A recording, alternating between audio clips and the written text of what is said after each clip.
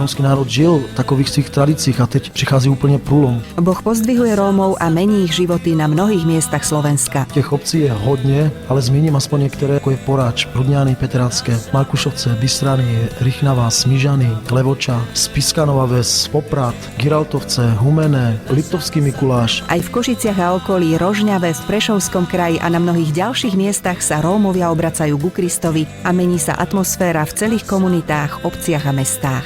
Já vidím, jak se uvolňuje požehnání mezi ně. My už 8 roky veríme Pana, alkohol nepijeme, nefajčíme, hlásame evanjelium, kážeme Božie slovo. Prestal som automaty hravať, prestal som špatné veci robiť. Ďakujem Bohu za to, že ma z tohoto vyviedol a mám dobrý život. Teraz ženu milujem, vzývam meno Panové a mám takú lásku Božiu v mojom srdci. Staňte sa súčasťou rómskeho prebudenia. Za každých 5 eur, ktoré zašlete na účet Rádia 7, poskytneme jednu sadu 5 knížiek základov kresťanskej viery do cirkví, ktoré sa Rómom venujú. Môžete podporiť aj viacerých rómskych učeníkov na číslo účtu Tatrabanky 2629 01 0483 s variabilným symbolom 766. Výzve církve je kazat evangelium, činit učedníky, takže my musíme jít do celého Slovenska, my musíme projít celým Slovenskem. Musíme všude na těch místech zakladat služby a svědčit a sloužit lidem. Viac informácií o možnosti podpory rómskeho prebudenia na Slovensku na Radio 7.sk.